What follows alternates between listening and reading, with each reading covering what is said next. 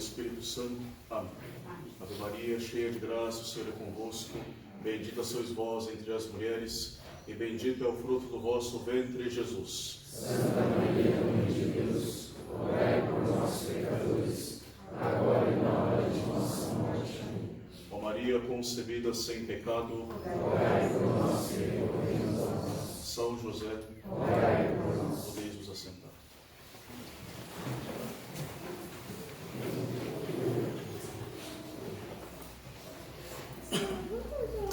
Amigo, como entrastes aqui sem possuir a veste nupcial? O reino dos céus é semelhante a uma festa de núpcias, nos diz nosso Senhor na parábola deste domingo. Uma festa de núpcias que um rei celebra para o seu filho. Este rei envia por 3 vezes seus servos para convidar os seus eleitos para as grandes núpcias. O convite foi feito, mas todos acabaram recusando a voz do bom mestre. Muitos, por causa dos seus afazeres terrenos, outros ainda pegaram esses enviados do mestre e ultrajaram, feriram e mesmo assassinaram. O rei, já sem paciência, a paciência já esgotada, ele manda exterminar esses maus homens e destruir a sua cidade. E visto que aquele banquete já estava preparado, este rei enviou outra vez os seus servos para que qualquer homem que eles encontrassem pelas ruas colocassem na sala do seu banquete. E entre esta nova remessa de convidados ao banquete, havia um que não estava vestido devidamente, vestido com a veste nupcial. E este foi punido pelo rei por causa da sua negligência. Mandou amarrar e lançá-lo nas trevas exteriores. O sentido desta parábola pode até nos parecer um pouco obscuro, mas não é tanto assim. E nos explica bem aqui os padres da igreja. O rei que prepara a parábola é o Pai, que prepara a ceia, as núpcias, é o Pai eterno, que vai preparar a cerimônia das bodas do seu filho. O noivo dessas núpcias é nosso Senhor Jesus Cristo, verdadeiro Deus e verdadeiro homem. A noiva desta festa de casamento é a Igreja Católica. E todos aqueles convidados para essas núpcias, para essas bodas, são todos os homens que são chamados à salvação eterna, são chamados à conversão, são chamados a pertencerem ao corpo místico de Cristo, que é a Igreja. A salvação desses homens, justamente, se opera através desse matrimônio entre Cristo e a Igreja. Cristo que toma a Igreja por sua noiva e dá a vida por ela. A primeira parte desta parábola se refere ao primeiro grupo de convidados que recusaram entrar no banquete do Cordeiro. Esse primeiro grupo se refere aos judeus, os membros escolhidos do povo, os membros escolhidos para o povo escolhido, o povo escolhido de Deus para abraçar primeiramente a salvação. Eles foram convidados pelo Eterno Pai para participarem das bodas de seu Filho, nosso Senhor Jesus Cristo, bodas de graça e da glória, trazidas pelo seu Filho encarnado, tomando a nossa natureza. E esses primeiros judeus, esse primeiro povo, esses primeiros convidados, recusaram ao convite de Deus. Deus enviou seus servos para chamar os seus eleitos e para convidá-los a entrar no seu banquete. Assim foram os santos profetas, os santos patriarcas. Assim foi São João Batista, assim foram os apóstolos, o próprio Cristo. Mas o povo judeu, em sua maior parte, refratário ao chamado dos ministros de Deus, recusaram entrar nas bodas do Cordeiro. Mas Deus, ele insiste e envia novamente os seus servos, os mesmos apóstolos, após a ascensão do Senhor, anuncia ainda aos judeus a vida trazida por nosso Senhor Jesus Cristo, anuncia este novo banquete que já estava preparado. Tudo já estava preparado para este banquete. Nosso Senhor e o bom Mestre convidava todos para entrar. Tudo estava preparado para o banquete. O Cordeiro já foi imolado para a salvação do mundo. Os sacramentos já foram instituídos. As fontes da graça foram abertas de forma abundantes. E tudo isso autenticado, tudo isso selado com inúmeros milagres, com o selo do cumprimento de todas as sagradas profecias do Antigo Testamento. Tudo já estava preparado, chegar, enfim, à plenitude dos tempos, bastava entrar no banquete. Mas a conduta dos convidados diante desta bondade e desta misericórdia do Eterno Pai foi uma conduta indigna. Nós vemos na história de nosso Senhor Jesus Cristo. Aquele povo preferiu viver nas suas comodidades e nos seus prazeres. Estes insensatos preferiram a restauração do seu reino terreno e passageiro, preferiram aquelas suas lutas meramente e primeiramente políticas, preferiram ficar com aquele sonho de um reino judaico, reino messiânico judaico, onde se reinaria absolutamente o povo judeu, nos seus mínimos detalhes se cumpriria a lei mosaica, nos seus mínimos detalhes, sem qualquer influência estrangeira. Estavam apegados a este reino meramente imaterial. E apegados a este reino material, este reino que eles queriam aqui na terra, um reino tranquilo, meramente terreno, eles acabaram cegos e não enxergando aquele reino muito mais superior, de outra ordem, evidentemente, que nosso Senhor viera preparar, o reino dos céus. E assim eles perderam a predileção divina. Eles perderam, enquanto povo, os tesouros da graça e da glória. Houveram ainda alguns piores entre eles, que se rebelando contra os próprios servos de Deus, eles perseguiram e mataram, como fizeram com o próprio Cristo. Assim foram já os santos profetas, Cristo, São João Batista, São Tiago maior e menor, Santo Estevão, e depois tantos e tantos outros mártires que seguiram essas primeiras perseguições, movidas por este povo indigno contra os santos de Deus.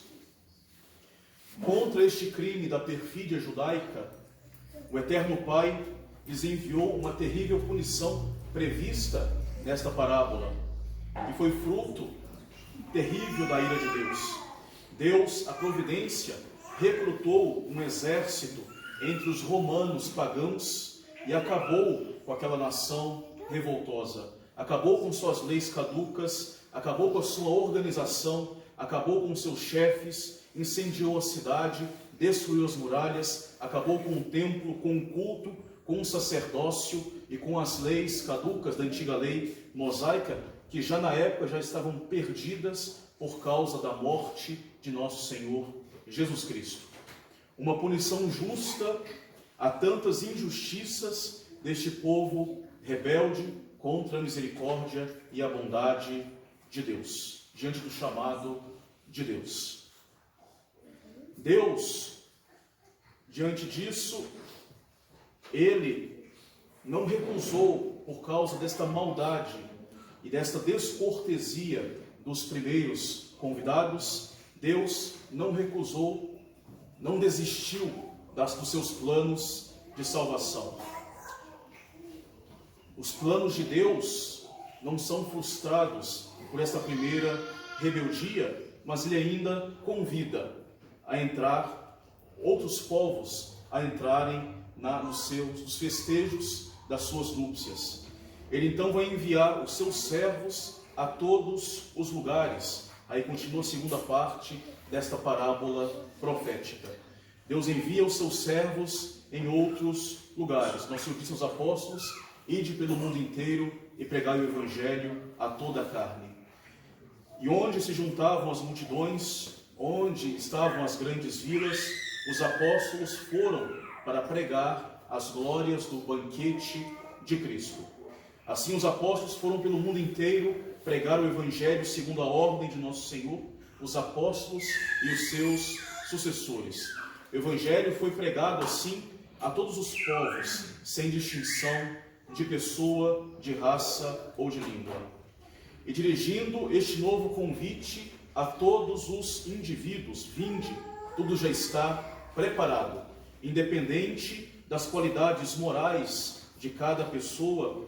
Tanto aqueles que viviam no gentilismo uma vida honrada pelas virtudes que eram capazes de praticar, seguindo a lei natural, e também chamados aqueles que viviam como escravos das suas próprias paixões. Todos chamados à conversão, todos chamados a entrar no banquete das bodas nupcial do Cordeiro. O resultado dessa segunda leva, o resultado dessa segunda pregação foi magnífico. A pesca ela foi frutuosa e as salas das bodas se preencheram de convidados, como diz esta profética parábola. A pregação da igreja ela foi frutuosa e chamou os outros povos da terra à conversão. Chamou a abraçar a fé de nosso Senhor Jesus Cristo. E essa pregação da igreja ainda continua efetiva, ainda continua frutuosa, apesar de não tão abundante, muitas vezes, não tão visível para nós. A pregação da igreja continua sempre eficaz de chamar esses convidados para as bodas, sobretudo por meio da voz dos pastores da igreja, que ainda restam fiéis à doutrina dos santos apóstolos, sem cortes, sem omissões, nem adulterações, chamando a conversão, chamando a participar das bodas do Cordeiro de Deus. Nesta segunda leva, nesse segundo chamado, esse segundo povo que é chamado a participar das bodas do Cordeiro de Deus, também nós fazemos parte. Nós somos chamados, nós temos para a segunda remessa de convidados, nós somos chamados, convidados a fazer parte deste banquete místico da Igreja Católica, e nela nós entramos primeiramente através do nosso batismo. Batismo é que nos introduz nas bodas deste Cordeiro Imaculado. Mas não basta entrar na igreja. Deus chama todos os homens para as bodas de seu Filho, e a condição que nós temos, que Ele nos dá, para entrar nas bodas de seu Filho, essas bodas de seu Filho, entre seu Filho e a igreja, é que nós trabalhemos para conseguir a nossa santificação pessoal, aplicando os meios que nosso Senhor nos deu e que a igreja nos ensina. O nosso Altíssimo Anfitrião, que nos chama a participar das bodas, Ele é bem zeloso, e dos seus olhares não escapa um só homem que não esteja trajado com a honra devida, que é a santidade pessoal. Daí a conclusão dessa parábola em que um sujeito estava presente nas bodas sem portar a vestimenta nupcial. E assim diz o anfitrião: meu amigo, como entrastes aqui sem possuir a vestimenta nupcial? Esta vestimenta nupcial é a nossa santidade pessoal, é a santidade na vida cristã. É a nossa vida ajustada à lei de nosso Senhor Jesus Cristo. Ninguém pode entrar na igreja e permanecer com as suas vestes antigas. Nós não podemos estar na igreja sem abandonar as más obras da vida passada, os trapos velhos dos nossos antigos vestimentos. Aquele que se liga voluntariamente ao pecado através das más obras e abandona a sua veste nupcial, no grande dia do banquete terá, como diz a parábola, as mãos e os pés atados, porque de si mesmo voluntariamente se atou às correntes dos pecados. E assim não mais poderá gozar das misericórdias divinas, não poderá mais ser redimido pelo sangue do Cordeiro, porque o seu tempo já passou, não foi zeloso da sua veste nupcial. E diz a parábola de forma clara, sem respeito humano, que aquele que não possui a sua veste nupcial tem como punição as trevas exteriores, onde haverá o ranger de dentes. Tem como punição as trevas exteriores, porque voluntariamente ele se recusou a seguir a luz da glória, a seguir a luz que é irradiada por nosso Senhor Jesus Cristo e pela salvação que Ele nos traz. E resta para si, então, as trevas exteriores, a escuridão perpétua, ou seja, o afastamento da luz da glória, o afastamento da luz de Deus. Tudo por isso, tudo porque não estava com essa tão importante veste nupcial. Não basta entrar nas núpcias, não basta querer entrar no convívio da igreja, é necessário zelar pela nossa veste nupcial, pela nossa santidade pessoal, pela nossa vida espiritual, pelo amor de Deus que deve habitar em nossa alma. Todos nós somos chamados a pertencer à igreja. O convite do nosso Senhor é claro, é para todos. Todos nós somos chamados. Tudo está pronto, ou seja, a igreja tem todos os meios necessários para a nossa santificação. Nós somos convidados para as bodas, mas com esta condição de despir a veste da nossa vida antiga, da nossa vida passada. Como disse o grande patriarca Jacó aos seus filhos: mudai as vossas vestes, limpai-vos, lançai para fora os deuses estranhos. É o convite que a igreja nos faz no nosso batismo. Mudar as nossas vestes, nos limpar, jogar fora os nossos deuses estranhos. É preciso lançar fora os deuses estranhos, aqueles vícios que se tornaram estranhos para nós, se tornaram alienígenas para nós, porque não combinam mais com a vida cristã.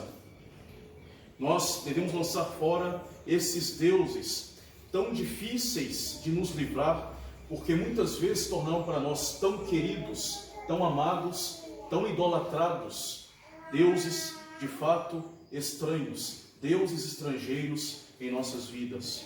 Devemos combater esta idolatria dos nossos vícios, e combatida esta idolatria, devemos rogar a Deus a graça desta veste nova, a veste da caridade, uma veste que é colorida, como era a veste do filho predileto do grande patriarca, a veste colorida, bordada com as virtudes e as boas obras da vida cristã, que dão alegria verdadeira para a vida cristã. Esta veste nítida, esta veste sem mácula, ela nos é sugerida no rito tradicional do santo batismo, quando o sacerdote impõe sobre o batizado um pano branco, uma veste branca, uma touquinha branca, no caso de uma criança, e o padre diz: recebe esta veste cândida, conserva imaculada, para que possas apresentar puro ao tribunal de Deus e receber a vida eterna. Nosso batismo torna a nossa alma cândida, torna a nossa alma pura, nos dá esta veste cândida para entrar nas núpcias eternas, e nós devemos conservá-la cândida. Devemos, com todo o sacrifício, cuidar para não perder a beleza da nossa veste, de não sujá-la a ponto de torná-la irreconhecível aos olhos do nosso sagrado anfitrião, que é Deus. Porque quando menos esperar, virá Deus e nos chamará para as nossas núpcias, ali no nosso exame, no nosso julgamento particular. Vinde para núpcias eternas. E que ele não nos diga esta frase dolorosa dita àquele personagem desta parábola: amigo, como entrastes aqui sem a tua veste nupcial? Mas nós sabemos, contudo, que neste mundo nos são armadas tantas ciladas pelo demônio, pela nossa carne e pelo próprio mundo decadente, que é muito fácil para todos nós tropeçar e acabar pisando na nossa veste nupcial. É muito bonito no rito também da própria missa, que a alva do padre, que é a roupa branca que o padre usa para celebrar a missa, simboliza essa veste nupcial, com a qual todos nós devemos trajar para entrar no banquete do Cordeiro. E com um zelo litúrgico e simbólico, toda vez que o padre sobe ao altar, o acólito levanta a alva do padre para que o padre não pise na sua alva. Assim, a liturgia nos ensina que, justamente, nós não devemos pisar na nossa veste nupcial para adentrar os banquetes do Cordeiro. E como a igreja, ela é muito sábia, ela sabe muito bem das dificuldades que nós temos, ela nos dá os meios para proteger a nossa veste nupcial, para não pisar sobre a nossa veste nupcial.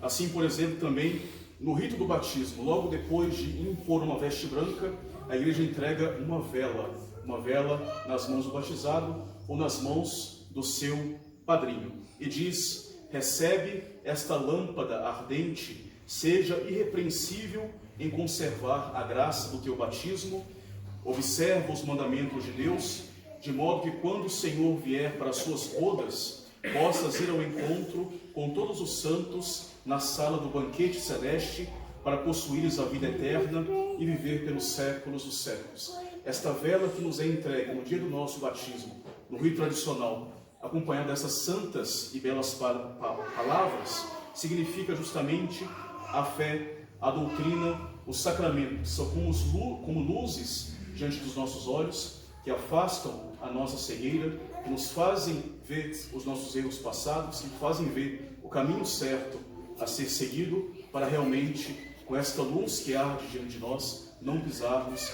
na nossa veste nupcial, conservar branca esta graça de Deus na nossa alma e ir ao encontro das bodas do Cordeiro Imaculado. Assim, nos ensina, nos admoesta as palavras do ritual tradicional do batismo, que nós devemos sempre ter no nosso coração. E sirvam para nós a cada momento essas palavras, para que nós possamos também, meditando-as bem, louvar esta bondade, esse zelo, esta misericórdia que Deus tem sempre para conosco. Esse Deus que nos chama para o seio da sua igreja, que é um porto seguro de salvação. Esse Deus que nos pede para guardar a veste cândida que Ele mesmo, com sua graça, purificou, que Ele nos dá a luz da doutrina que a igreja maternalmente conserva e nos ensina, que nos coloca nas nossas mãos para nos afastar da cegueira, dos erros, dos enganos e dos vícios, e para que nós estejamos sempre preparados, porque aquele que virá um dia, ele virá inesperadamente como um ladrão, e que quando ele vier e nos encontrar, ele possa nos encontrar vestido com a nossa veste nupcial, ele possa nos dizer: meu amigo, tu podes entrar para a glória do teu Senhor. Louvado seja nosso Senhor Jesus Cristo. Em nome do Pai, do Filho e do Espírito Santo. Amém.